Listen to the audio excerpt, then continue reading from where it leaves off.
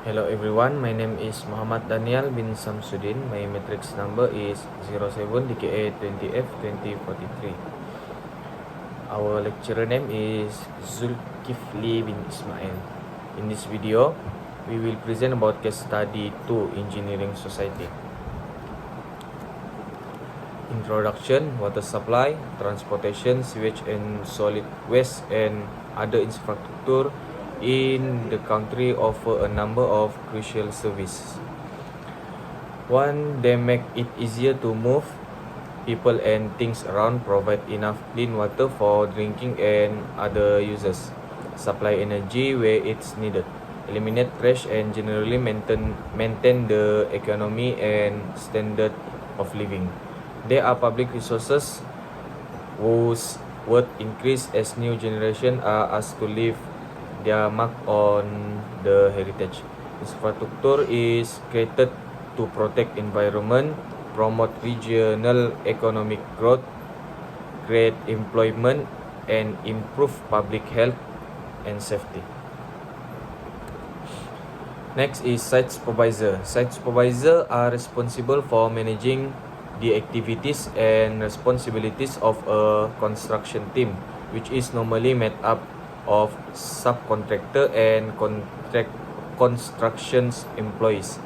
Site supervisor are people with excellent communication and project management abilities, in addition to strong leadership qualities.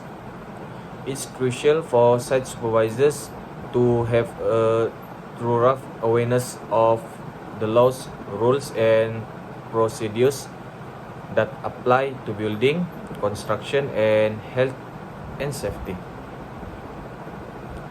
Tasks and duties of such supervisor: developing and implementing system and procedures that enable tradespeople and employees to carry out their tasks in the most efficient way. Evaluating hazard, controlling risk, and undertaking regular inspection of system and equipment.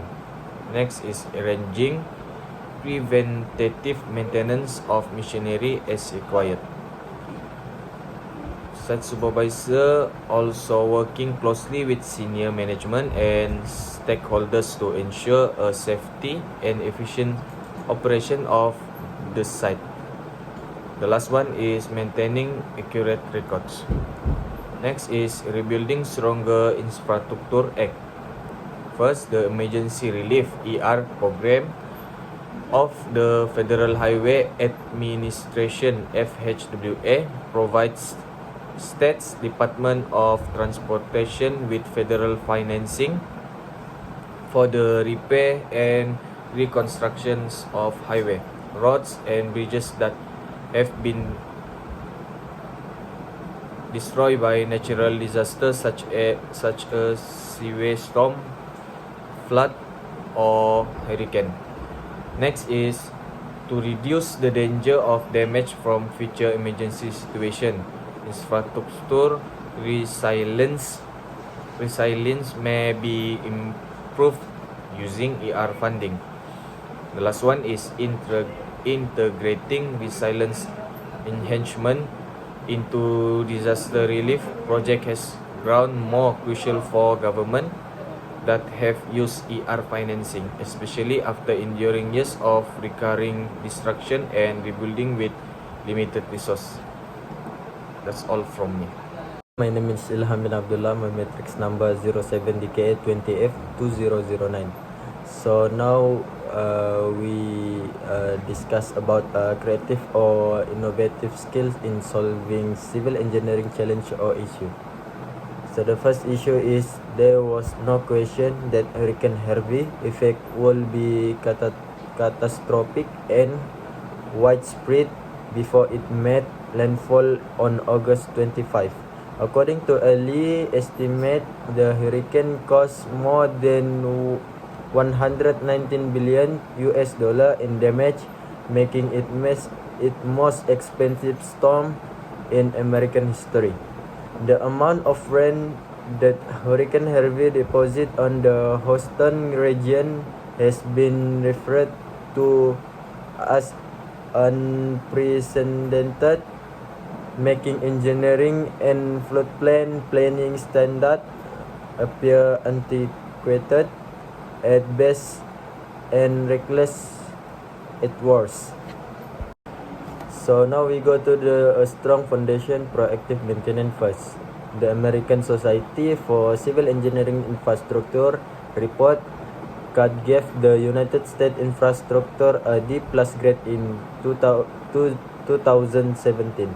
By 2020 and 2040, respectively, the cost of repairing all dust-damaged roads, bridges, and dams will total 210 billions and 520 billion. According to the U.S. Army Corps, the engineer, there are uh, 1,416 dams in the country that are classified as high hazard. So the invest in and redesign institution, not just infrastructure. Infrastructure failure are not merely technological, they are also institutional. There are shortcomings in knowledge system or the capacity to produce, share, and use knowledge both inside and between institutions. Following Harvey, it is now widely understood that co-design principle and floodplain development guidelines such as the 100 years flood are faulty. Ability to create institution that can handle this complicated issue, learn from mistake, and adapt will determine our capacity to construct more resilient infrastructure. Hello, my name is Andi Masfaiz Biridwan. It is number 07 DKA 20F 2051. Okay, today we will present about great flexible infrastructure. So, as we know, our infrastructure are often rigid since they are centralized and built to meet needs that don't change frequency, and we still consume a lot of water and power today as we did century ago. However, we require the resilience of our urban system and infrastructure that support them. Additionally, resilience require flexibility as a prerequisite. Okay, design infrastructure for everyone.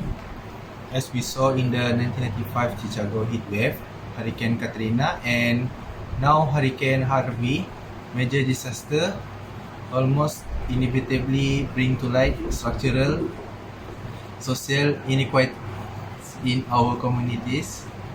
So we continue to ignore the historical legacies, public policies, and political economic structures that continue to make low income and minority communities such as the homeless more susceptible to extreme weather disaster, even as cities rebuild and other cities look on to learn lesson.